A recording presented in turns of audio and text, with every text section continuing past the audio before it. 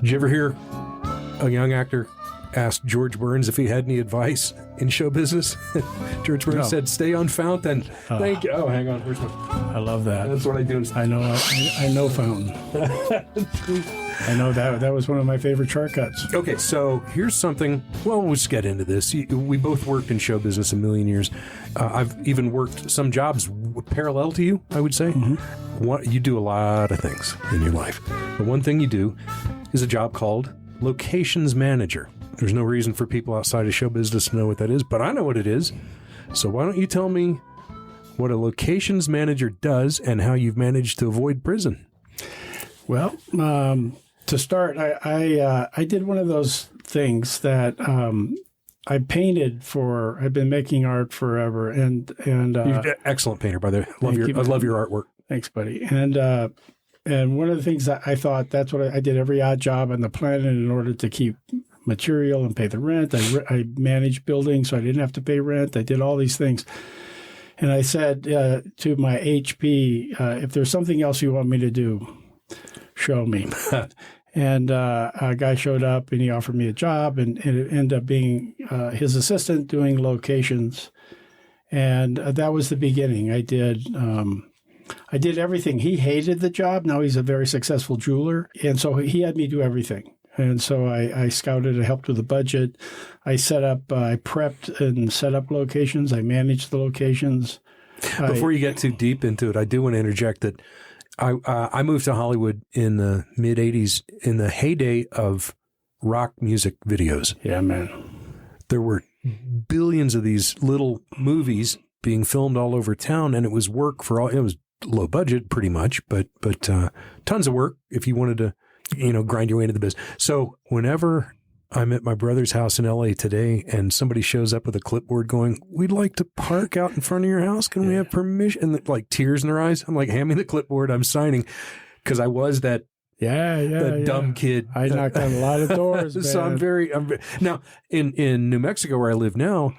People come out to the film set, bring you homemade cookies, and introduce their family to you. In LA, they're so battered by, you guys show up with your trucks and wreck the parking, and nobody can get into my front door. So it's hostile kind of at the outset. It was tough, but those things that you had just mentioned, I made sure that nobody parked in front of a driveway, that I paid people that I used their driveways. I did all those things because I learned early on from some very good teachers that if you want to go back to a place or allow somebody else to go back to that location, do it the right way. So I was called the 100% guy because I always got around 100% signatures to be able to film at a place. Wow. And then I showed them how it would be how to do it in a successful way that they wouldn't be too impacted. And I carried that out. I can go back to every location I ever did, and they'd be happy to see me. Now, Some of them don't ever want to do filming again because they can't believe the process is so tedious and difficult and all impact a lot of people positively and negatively. And when it's negatively for me, I did big enough shows where I could compensate them or do something for them. But, in terms of the job itself, you get a script, you break it down. Where are you going to find the locations? What do you have to do at those locations? And then you start to find it, take the director or production designer around. Then you start to, once they make the choices, you start to break it down into where do I put parking? I look at these all while I'm doing it, but where do I park everybody? Where's catering? Can I park the trucks on the street? Where do I park them? How can I make it all flow? I got one. Are the power lines high enough? Are the power lines high enough? Are there too many tree branches in the way? That's right. How many barking dogs are there in the neighborhood? How many motorcycles are in the neighborhood? I had a woman in Baltimore on a movie that a dog started barking, and she looked at me and she said, "Oh, that's Joey. That's Emily's dog." She knew every dog that barked. She knew whose dog it was. I mean, I love this gal. She was amazing. Wow. Yeah. Well, no. Okay. So here's the part that interests me, and I've heard you say that you brought your recovery into the gig. Is, to me, you're a remarkably low stress guy. You got a very comforting placid demeanor. You're not checked out. You got your eyes and ears open, but you're not yapping all the time, and you don't get worked up over small matters. I don't know, man. I have seen a location manager get fired because I was sitting next to the director and the location manager wasn't, and they did something that the director didn't care for. And guess what? You're just gone. It's pink slip. Cops can show up and go, well, you may have filed for this, but you didn't file for that, so you're missing a piece of paperwork, and you got to move those 30 trucks immediately. I know that you're a 7th degree black belt at anticipating that stuff. You have to have, in all these decades, been surprised by a cop once in a while, an unreasonable neighbor, that kind of thing. Handling situations that used to baffle us. Is that what goes on there? What's up? Every day. Well, don't you get scared? I would get scared, man. I've been meditating for 30 years.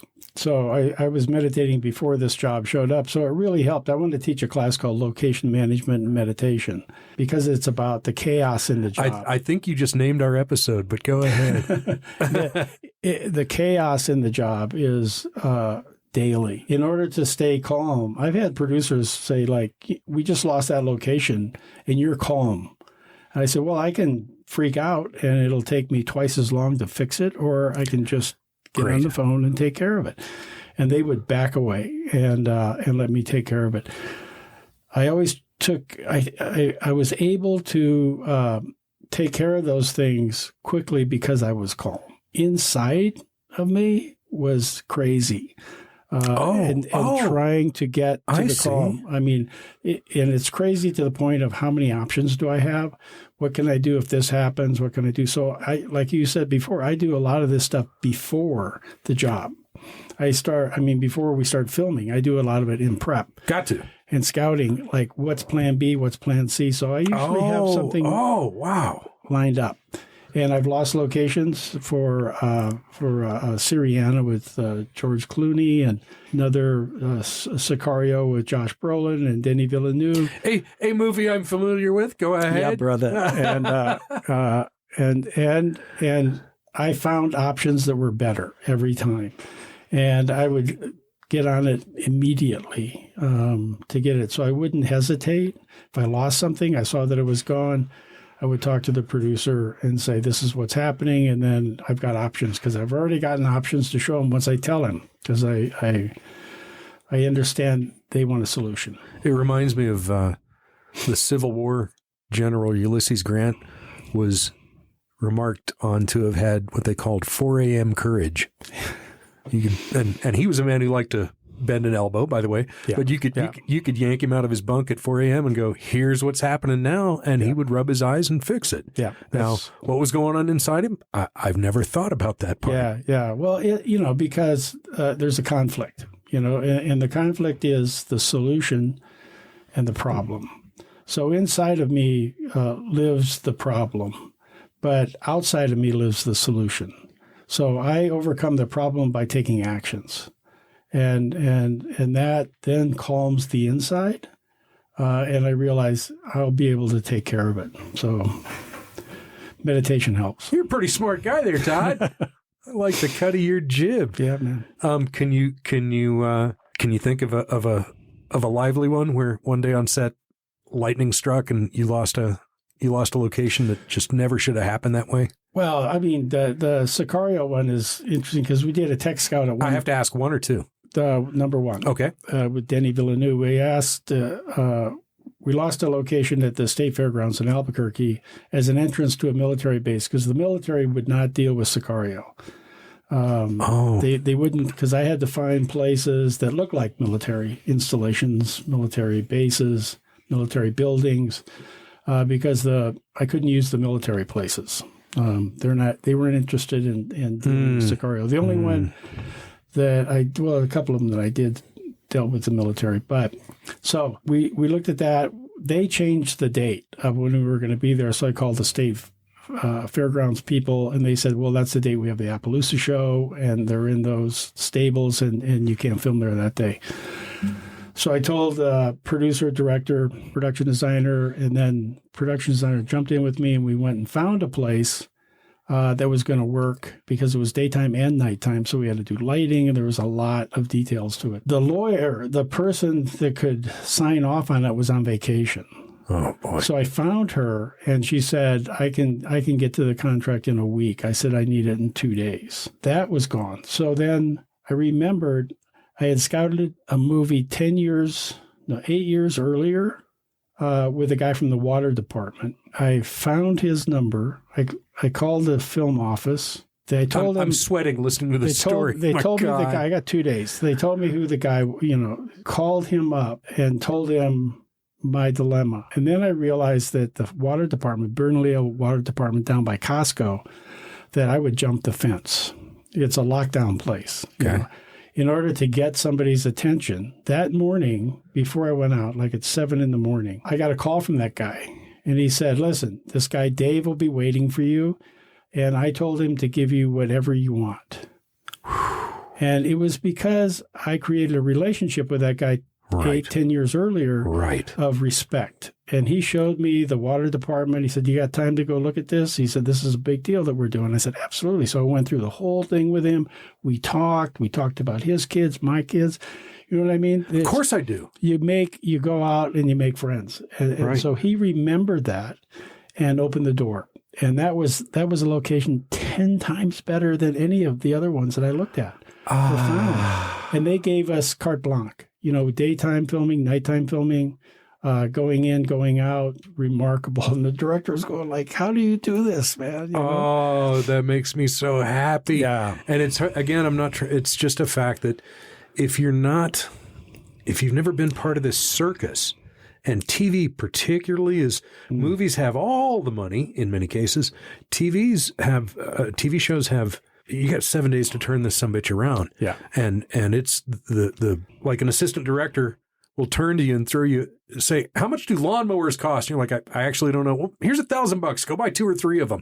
Yeah. And so when the money hose is turned on, nobody's kidding around. Yeah. Now, beforehand, when you're trying to say, well, can I fly in Friday instead of Monday? They're like, that's an extra $200. You can't have it. Yeah. But when when the live ammo is whizzing past your ears. Hey, I want to bring this back to recovery. Yeah. There was a venerated addiction physician in Los Angeles when I got sober in the early 90s, who was the medical director of my drunk school. I used to, once a week, we'd get to do a Q&A with Dr. Dave. I'll never forget. Now, I had 5 minutes sober. I didn't know my ass from third base.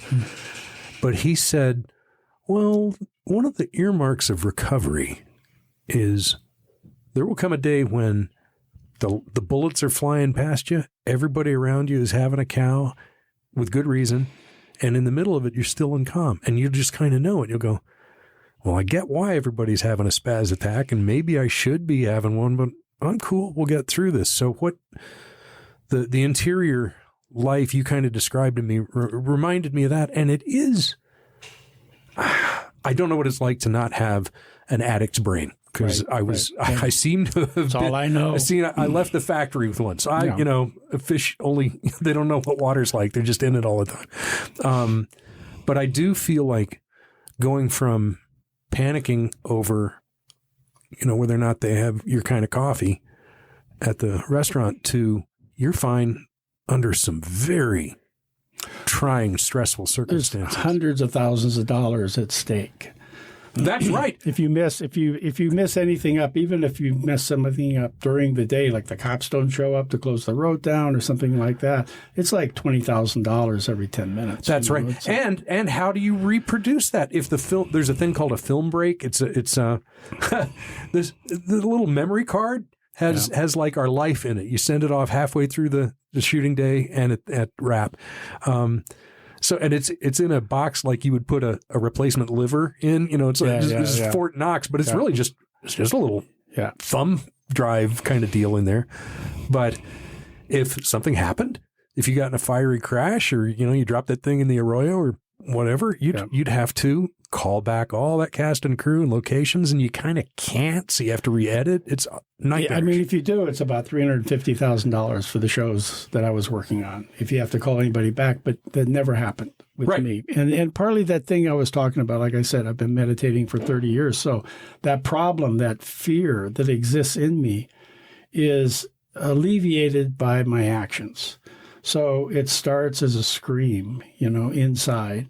And then while I'm taking the actions, it settles down, And I think that's that's something that I try to take into my life too, because I brought my recovery into the job, and in the job and in the pressures of the job, that I said, I can't solve a problem with a problem. I can only solve a problem with a solution.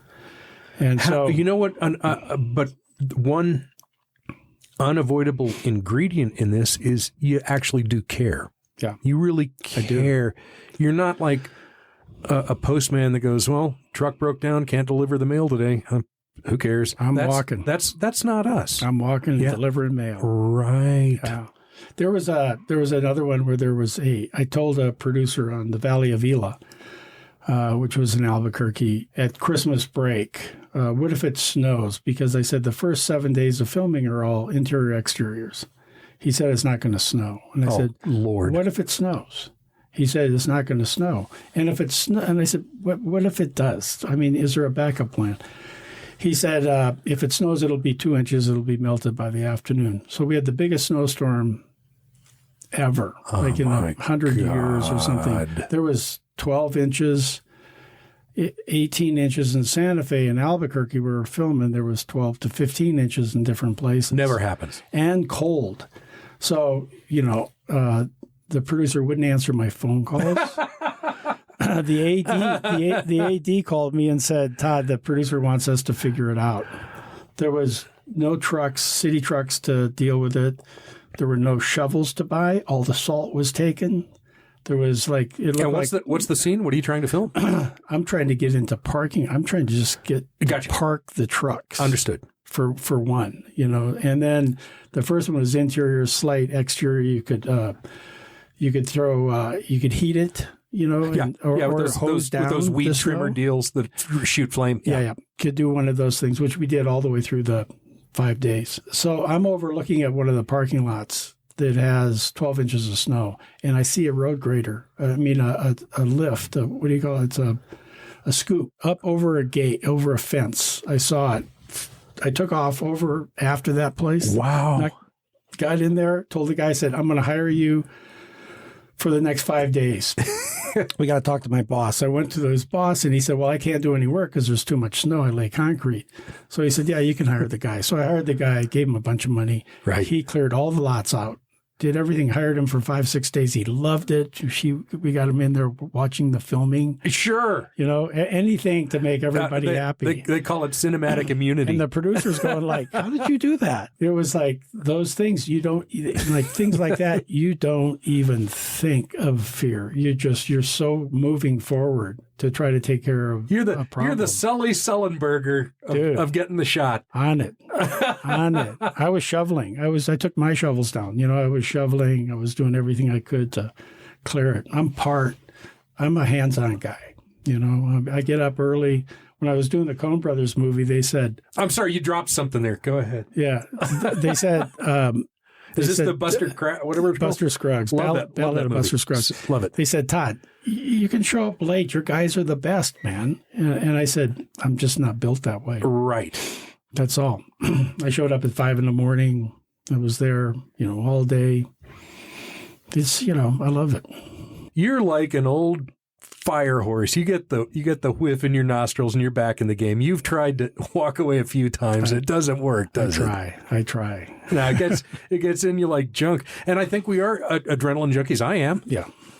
I've done all that just left field, but I've done bungee jumping over concrete, and my brother has an ultralight. We've gone over the mountains in a rig that would make most people cry to look at. And it's not because I'm brave. It's the amount of fun that goes through your body. Yeah. Well, it's the same thing. Problem solving. I mean, that's basically what it is. Problem solving is exciting. Yes, and you're engaged. You're not on cruise control, man. You're thinking. Yeah. Yep.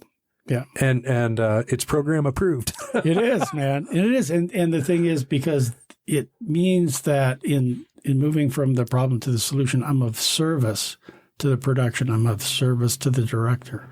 My whole thing was to not ever have the camera stop for any length of time because of me or my location or the things that I set up. Never happened. Well, you said you'd built a relationship with somebody, and so on the day, Androcles and the Lion, you'd pulled a thorn out a long, long time ago, and they're like, Todd, he's in. Give him what he needs. And Todd, between you and me, if you came running in here and said, I got to get to Albuquerque Airport, my car has a flat, I would toss you my keys and say, try to get it back today, try to have it full of gas, and love you, pal. Right. There wouldn't be any. Yeah. You're the guy I send for the ammunition. I don't worry about you, period. Thanks. It's true. And on a basic program level, I moved here to Santa Fe about 10 years ago, and you were the first person to call me, whom I had just met casually at a meeting, didn't know you from third base. And, in this day and age when the phone rings, you're like, is it bad news? What's going on? You don't know. You kind of flinch when it's a phone call. Don't you have any manners? Text me. What's the matter with you? And I picked it up. It was the Todd voice. Yeah, what's up? And you said, oh, I met you last week in a meeting and just called to see how things are going. How you doing? How's your day going? And that's really all you wanted to know. In your defense, you're a thoroughly good person, like right down to the bone. And that helps when later on somebody's making a judgment call about whether to, what'd you say? Maybe it was in another interview. You said, the guy said, I need somebody I can trust. Yeah. The way to be trustworthy is to be trustworthy. Well, he said, I need somebody that I can trust, and you're good around people and you're creative. And so that the other part, because I'd made art for a long time, I brought that creativity into the job. Creativity almost denies problems. It's a movement. It's movement through those. It's like fear. We talk about fear all the time, and what's the best way to get through fear? I'll talk to Sherman, or I'll talk to somebody else to get through it, to settle myself down enough to walk through it. Yes, yeah, absolutely. And to realize I've made it bigger than what it is. Oh, my sponsor says, what was it? If you share their troubles, they get cut in half. You share your joys, they double. Yeah. And really, it sounds like something Grandma would knit on one of those needlepoint deals, but it's so true when you put it in action. When Grandma does that, I'll buy it. No, it's true. It's true, And the other thing is that I never thought I'd paint. I wasn't sure if I'd paint again because of the requirements for the job, 12, 14-hour days, 16-hour days. Periods of time. The first 2.5 years, I never stopped working. Only holidays, because I liked it. I wanted to learn the job. I wanted to be good at it. So, and it's the golden handcuffs. Your life is either time and no money, or money and no time. That was it. Yeah, that's right. That was it, man. Thing that you did that I wish to acknowledge to your face in case it slipped my mind, and it's this. I don't know how many times in your life that when you were down and getting kicked in the nuts, somebody had your back and stood up for you in a loud voice and said, "Nah, my boy, I got him and you're wrong on this one." I got, to my astonishment, I got into a hassle with one of the unions, and I've been in the union since rocks were soft. Every decent paycheck of my life has come from the union. I'm all in. Even, I really feel that 1930s stuff and Jimmy Hoffa. I'm with all of that. I'm not ignorant to the history but some crooks at one particular union office, I got on their shit list, and it was rough going for a while. And when you threaten a man's livelihood, it's no joke. No. And you, Clint Eastwooded me hard on that deal. You're like, if they're fucking with you, they're fucking with me. We got this. Don't worry about it. Yeah. And of course, as everything does, what's that saying? It's all going to work out before it's over, and if it hasn't worked out, it's not over yet. So, but you gave me that, not only kind words, but you backed it up with action, and you swing a big stick in this town. So, I can count on one hand the times in my life somebody really had my back when I was being done dirt. Yeah, and put it there. Thanks, man. Shake my hand. Thank you. I don't think we're going to have a better out cue than that. Nice. Unless you got a showbiz joke for me. You got one? No. Well, I don't. I mean, the thing is, and Pamela, reminds me of this too. I'm a storyteller. So I'm not you got jokes, man. You can tell them that it's like my dad could tell jokes for days. You know what I mean? And he was a salesman. But he also told stories. I'm a storyteller. All right. I got stories. It's like the Sicario thing. I got one on Pearl Harbor. I mean, all the different movies. I could tell stories for hours of different things. Let me see. Jokes? Sicario. Here's one. This happened. I was in the makeup chair. It was a long makeup trailer, a 50-footer, 53-footer probably. And So from way down at the other end, I hear a fracas. Somebody's yelling and going off. But when you're around actors, you don't know if they're doing a bit. You know, when you hear a commotion from 50 feet away, it could be a goof. You don't know. But come to find out, it was not a goof, and it was an actor who was torquing off on a technical advisor, the military movie, who was criticizing this guy's haircut for not being military enough. Well, this guy's character was not in the military, but he chose this moment to explode. Yeah.